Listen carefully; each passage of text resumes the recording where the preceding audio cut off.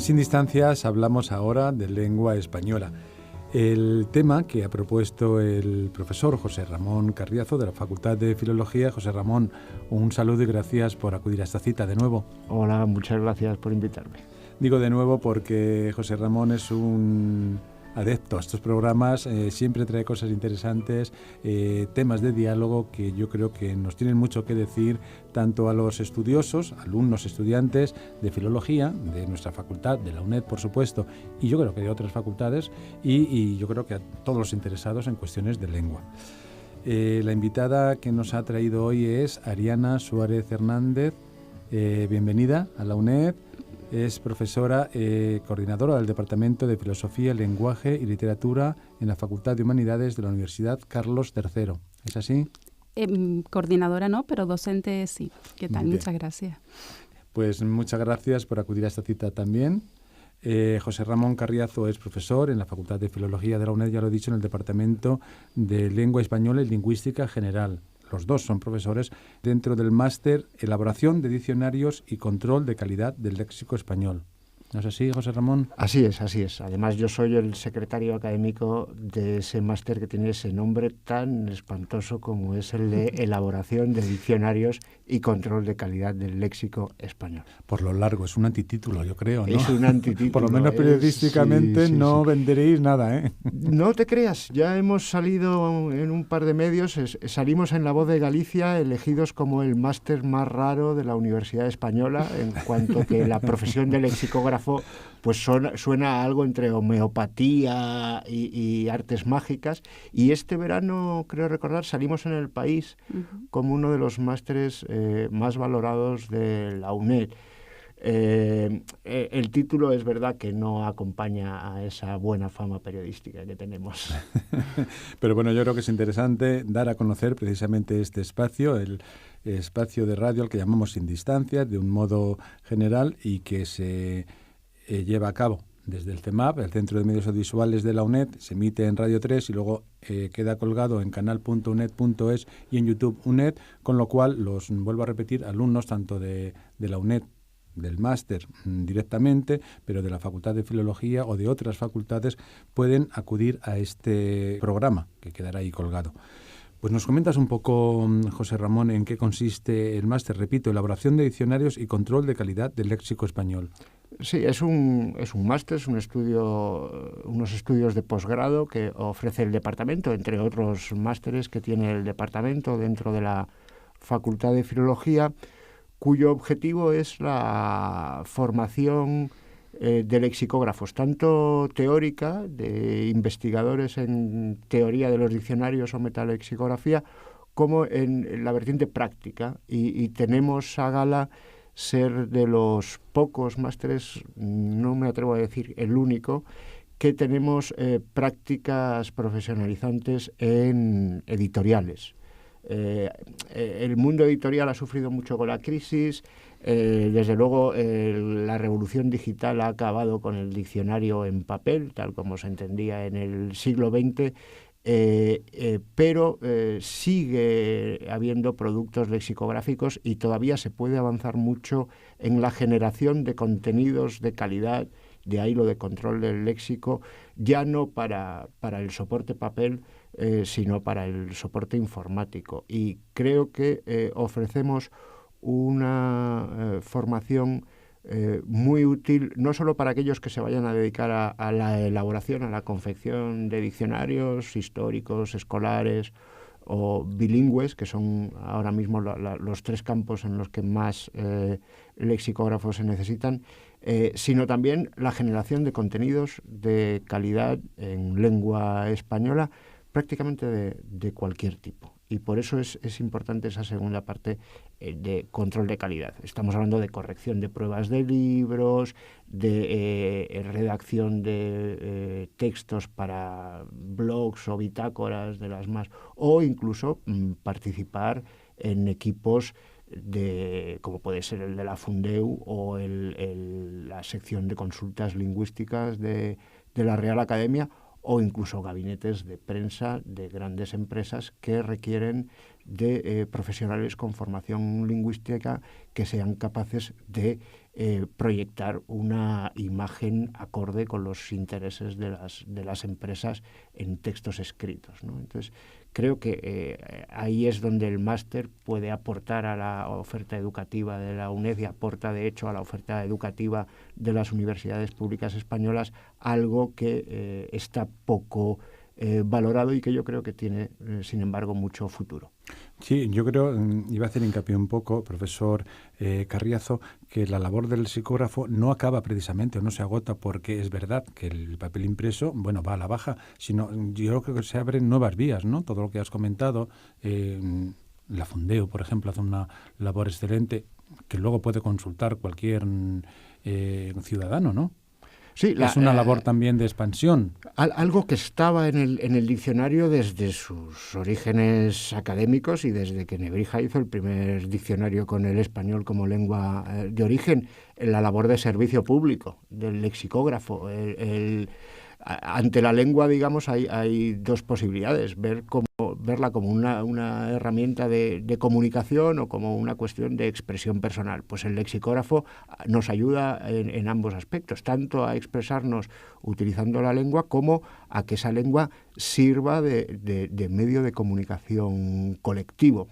Yo creo que el futuro es evidente. Habrá que ver cómo se articula esto en el sistema económico globalizado emergente, pero nunca se ha escrito tanto como se escribe ahora, y por lo tanto nunca ha habido tantas necesidades, digamos, de separar lo bien hecho de lo mal hecho, o lo que tiene calidad de aquello que no lo tiene. Lo estamos viendo con la información periodística, ¿no?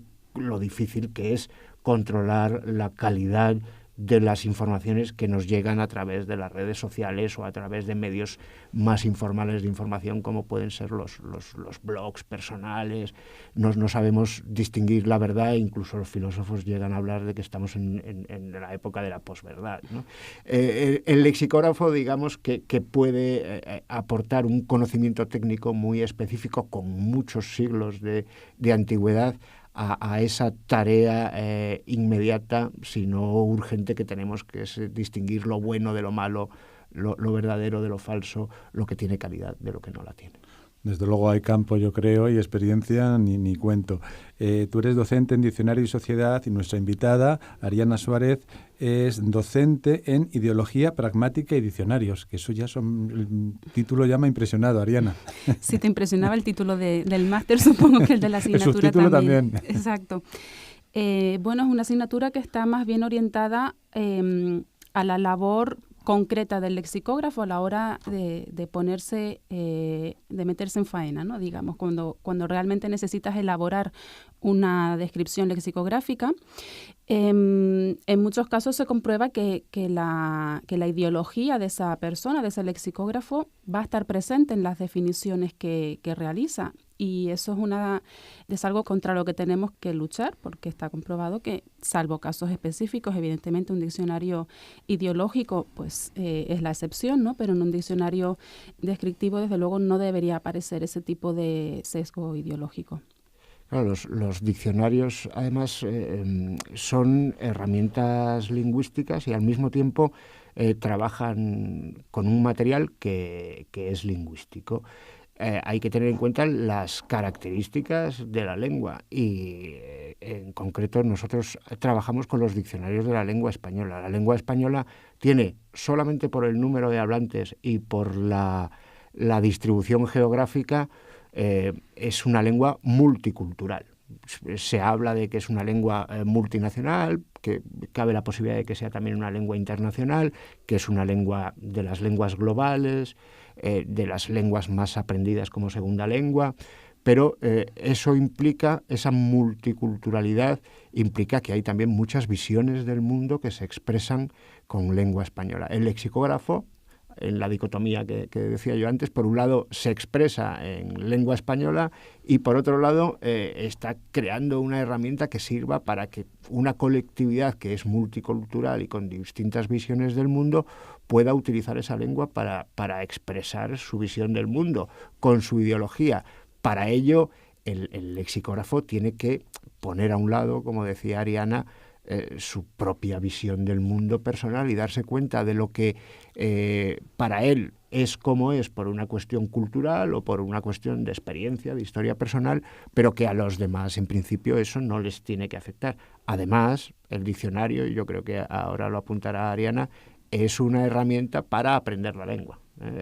Hay muchas personas que aprenden el español como segunda lengua, bien en la etapa escolar o bien ya como adultos, y hay muchas personas que después de adquirida la lengua española como lengua materna, pues seguimos, en el caso de los que somos profesores de lengua, hasta que nos retira la parca, seguimos estudiando y aprendiendo lengua. Utilizamos el diccionario como una herramienta para aprender. Bien, todo sesgo ideológico que aparezca en el diccionario es algo que nosotros vamos a incorporar a nuestra visión del mundo y a nuestro aprendizaje. Por eso señalaba Ariana, ¿verdad? Hay que tener mucho cuidado con las cuestiones ideológicas. Ahora nos pondré algunos ejemplos. La cuestión es que la lengua es una herramienta que utilizamos todos y a diario. Por lo tanto, todos tenemos derecho a conocerla, a ser capaces de acceder a toda la información sobre el léxico que tenemos disponible, que por cierto es inmensa la cantidad.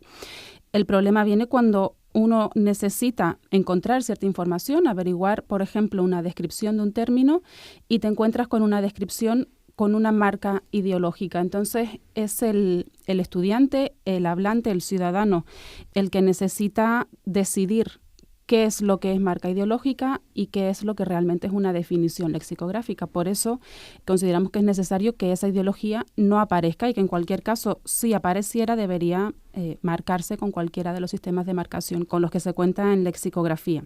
Hay algunos casos muy llamativos. Siempre pensamos en el sexismo lingüístico, que es seguramente la vertiente más recurrente, pero podemos encontrar ideología también de otros tipos. Voy a empezar poniendo un ejemplo que es como muy ilustrativo, llamativo, y es en este caso de unos cuantos siglos atrás, del Diccionario de Autoridades, pero resulta curioso, o curiosa mejor dicho, la definición que se establece para el término mahometano, que seguramente les sonará.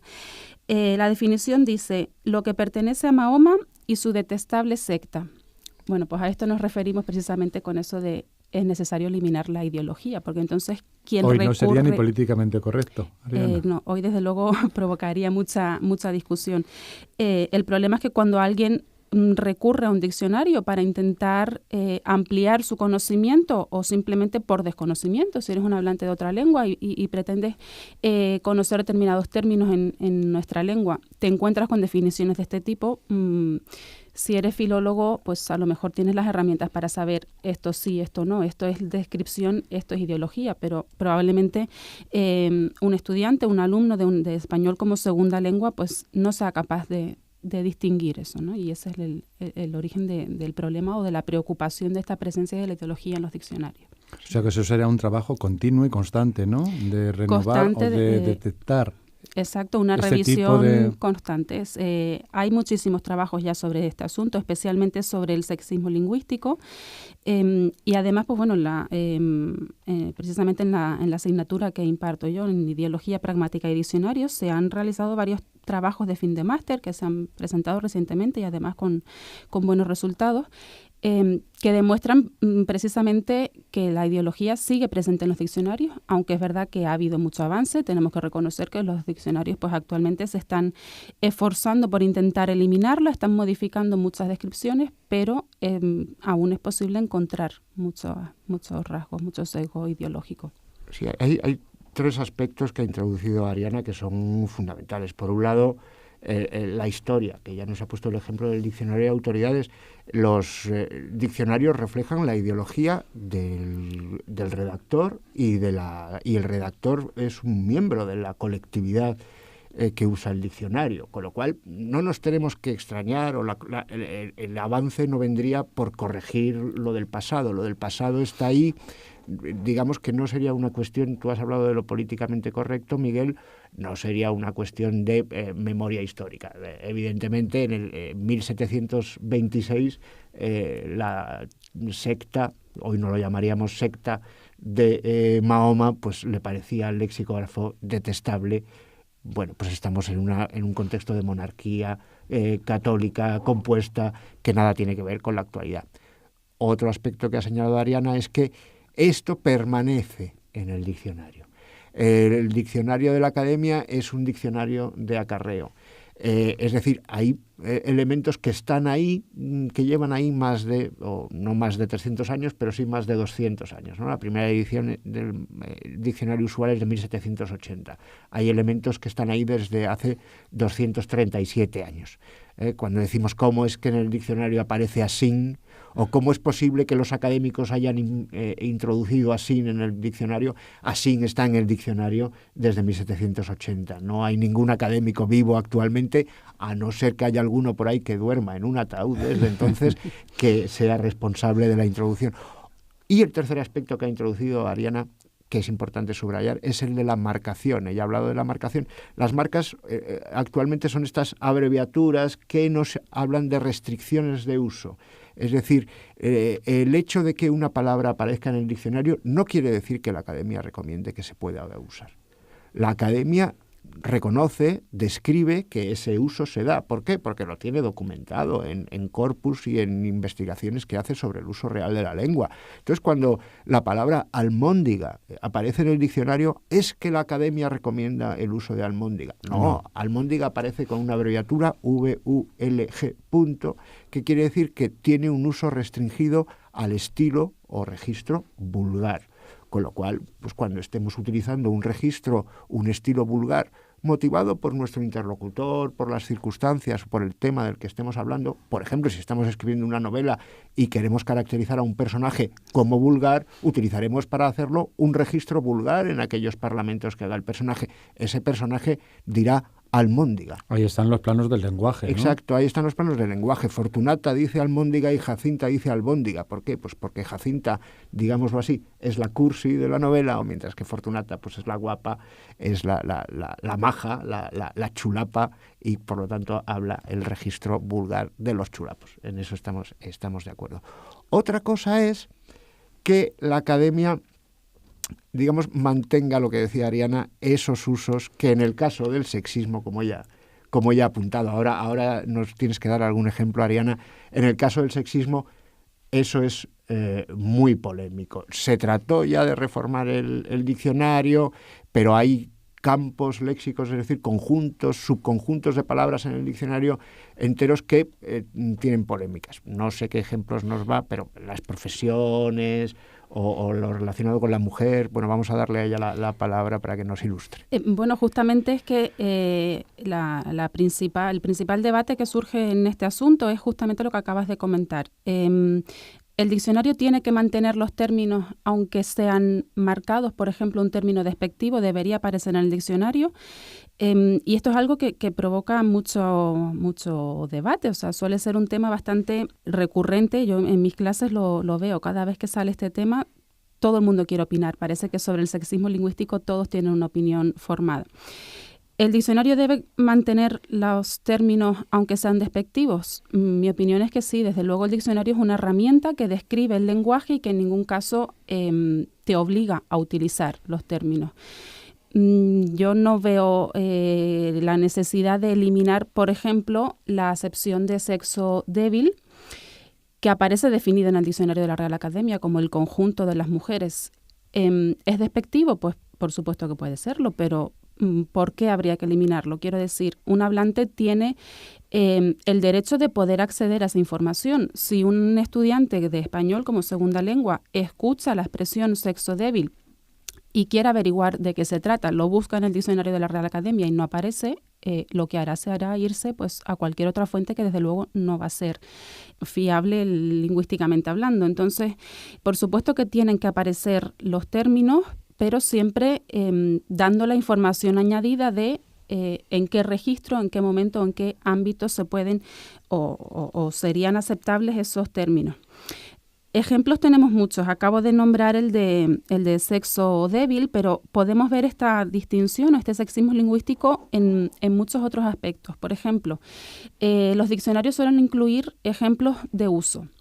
Bien, pues se ha comprobado que los ejemplos de uso también tienen un sesgo ideológico, en este caso sexista. Por ejemplo, cuando los términos están relacionados con virtudes, con la fortaleza, con el valor, los ejemplos que se van a poner de esos términos van a ser siempre ejemplos con un referente masculino. Por ejemplo, para el caso de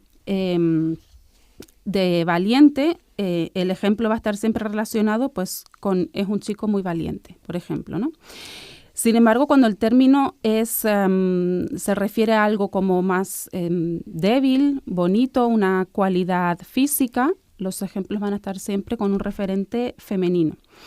Ocurre también con las profesiones, por ejemplo, con profesiones o con verbos. En el caso del verbo criar, el ejemplo que se emplea para ilustrar este verbo es ella tiene bastante con criar a sus hijos.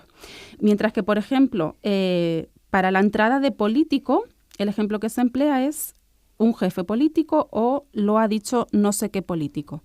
En muy pocos casos los términos, digamos que socialmente son influyentes, las profesiones para un ingeniero, por ejemplo, siempre van a aparecer ejemplos masculinos y nunca femeninos. Por lo tanto, no solamente se ve el sexismo en la descripción lexicográfica, sino también en los ejemplos ilustrativos que se emplean para ello. Sí, sería conveniente, si estamos en un mundo en el que queremos reflejar la igualdad, pues prestar especial atención a este tipo de materiales que llevan ahí tiempo en el diccionario, que tienen su origen en una manera de ver el mundo que hoy ya podemos considerar obsoleta o en vías de obsolescencia y que tiene que desaparecer. Eso sí, tampoco podemos caer en el pensamiento débil que supone creer que el cambio en el diccionario va a surtir un cambio en el mundo. Eso es lo que opinaban los académicos en el siglo XVIII. Palabras como culo o pis no aparecían en el diccionario porque como una lengua como el español hecha para hablar con Dios va a tener designaciones para asuntos con los que nunca hablarías o de los que nunca hablarías con Dios. Los académicos en el siglo XX y los escuchantes de mayor edad recordarán a Camilo José Cela o a Fernando Fernán Gómez, se pelearon mucho para que estas palabras se incluyesen en el diccionario y se incluyeron. El hecho de que no hayan estado en el diccionario durante 150 años no ha supuesto que los hablantes dejaran de llamarle al culo culo. Los hablantes hacen, faltaría menos, lo que los hablantes quieren o consideran mejor para lograr sus objetivos comunicativos. O sea que yo coincido con la profesora Suárez en que no se trata de eliminar palabras del diccionario ni eliminar acepciones, pero eso sí, esas acepciones tienen que estar coherentemente ejemplificadas y convenientemente marcadas, porque si una palabra se usa como despectivo, perro con el significado de judío, no es un uso neutro. Por lo tanto, si eso aparece en la literatura y eso aparece en Quevedo y eso refleja una historia de nuestra lengua que no hay por qué ocultar ni por qué avergonzarse, sino asumirla, eso sí, decir, atención, esto es anticuado y además despectivo. O sea, no se utilice más que en contextos de recreación del pasado histórico y teniendo en cuenta que esto es despectivo, ¿no? Lo cual permite el uso luego del diccionario en los tribunales a la hora de una demanda por injurias porque me han llamado, siendo yo de religión hebreo, me han llamado no sé qué manera y el diccionario marca que esto es despectivo. Por lo tanto, tengo derecho a que esta demanda mía por injurias sea aprobada y sea vista en una corte, en un tribunal. Yo creo que lo importante es tener en cuenta que el diccionario es una herramienta que describe y que es el hablante el que elige qué términos utilizar.